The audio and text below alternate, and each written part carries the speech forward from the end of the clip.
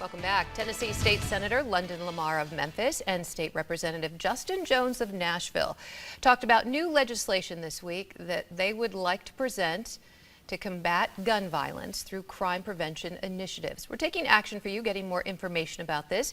So we're bringing in Representative Justin Jones to talk about the legislation and the way the session is going overall so far. Representative Jones, thank you for joining us. Good to have you with us.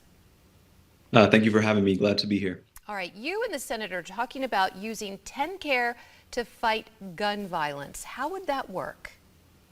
Yes, well, this is a proactive strategy where the Biden administration has authorized states to use Medicaid funds, or in our case, TennCare funds, to look at preventative measures that address gun violence as the public health crisis that it is. You know, right now in America, gunshot wounds are the #1 cause of death for children, and that is unacceptable. And so this allows us to use TennCare dollars, which are our taxpayer dollars, and look at intervention programs for intervening in situations of ending gun violence, using trusted ambassadors in the community, and looking at gun violence through a comprehensive lens that sees things like poverty and education and mental health as root causes of why we have this proliferation of gun violence, this crisis plaguing our state and our nation. You know, we have a group here, 901 Block Squad. They are interveners. They go to actual crime scenes and talk to those involved and calm them down. And they talk to young people to stay away from gun violence and drugs and crime. They've had funding issues and had mass layoffs within the last few weeks. Opening up TennCare, opening up for more Medicaid dollars is something the GOP has not done for other healthcare issues. Do you think they'd be willing to change that for this particular issue? I hope so. As I continue to tell my Republican colleagues, as we try and address the crisis of gun violence, we are fighting for their children too. And we're not going to incarcerate our way out of this problem, no matter what Speaker Sexton or John Gillespie or any of these other lawmakers are telling us.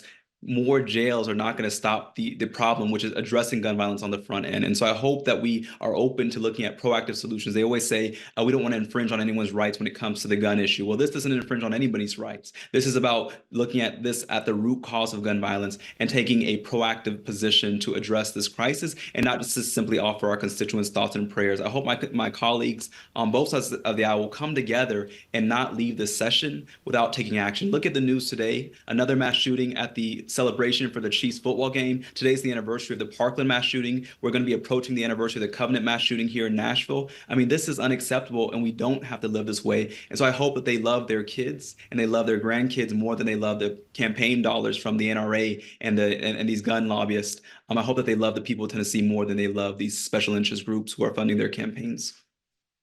Senator Lamar proposed this and talked about this yesterday.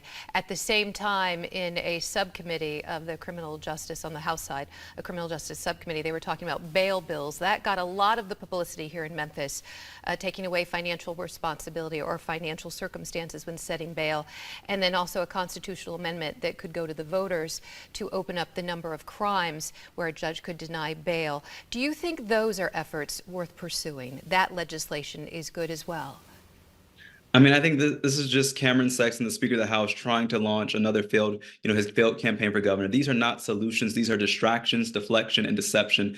If we're going to address crime, let's talk about gun violence. Let's talk about why it's easier to get a gun in the state than it is to get health care. Let's talk about that. But they don't want to talk about that, because that conversation is what is something that they want to deflect from, because they know that it's going to cost them some points from the NRA or checks from the NRA. And I'm passionate about this because as I was watching the news before this segment, just seeing another mass shooting, like this should make us emotional. Like the fact that we can't go to a celebration for a football game, we can't go to the grocery store, we can't go to school without being terrorized by gun violence. This is something that we should have righteous indignation about.